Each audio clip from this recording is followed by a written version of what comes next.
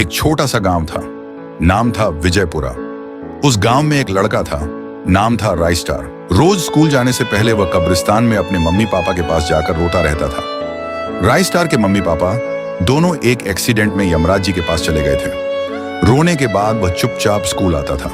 School में राइस्टार किसी से भी बात करने जाए तो सब उसे देखकर हंसते थे। कोई उससे दोस्ती नहीं करना चाहता था क्योंकि उसके पास मम्मी पापा नहीं थे। सब उसे देखकर दूर भागते थे। अकेले घर में उसे बस एक चीज प्यारी लगती थी, एक पुराना आईना जो उसके मम्मी पापा के कमरे में पड़ा था। उसमें कुछ अजीब सा आकर्षण था। हर बार जब राइस्टार आईने में देखता था तभी वह हैरान रह गया। उसमें उसका चेहरा नहीं बल्कि एक खूबसूरत जगह दिख रही थी जहां उसके मम्मी पापा उसे बुला रहे थे। राइस्टार, आ जाओ, यहाँ कोई दर्द नहीं है। जैसे ही उसने आईने को छुआ वह उसमें खींचता चला गया। अब वह एक जादुई दुनिया में था। नीला आसमान, तितलियां और चारों तरफ हरियाली। सामने देखा तो उसके मम्मी पापा खड़े थे। राइस्टार उनके पास गया और जोर से रोने लगा। मम्मी ने कहा, अब कभी अकेला नहीं रहेगा बेटा, हम यहीं हैं तुम्हारे साथ। राइस्टार खुश था। उसने वह दिन बहुत हंसी खुशी में बिताया।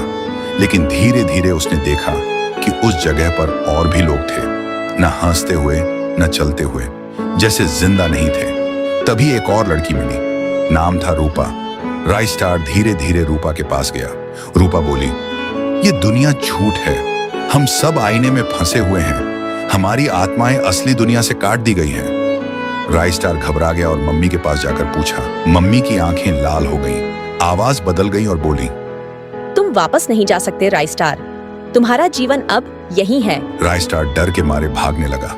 वह दौड़ता है, चिल्लाता है और आईने के पास पहुंच गया। आईने की चमकती हुई सतह को छूते ही अचानक वह जोर से चिल्लाया और वापस अपने कमरे में आ गया। राइस्टार बेटा, तुम ठीक तो हो ना? राइस्टार बोला, आप दोनों चले गए थे आईने में, मैं अकेला था। मम्मी हैरान होकर बोली, असल में राइस्टार ने एक बुरा सपना देखा था जिसमें उसके मम्मी पापा गुजर गए थे।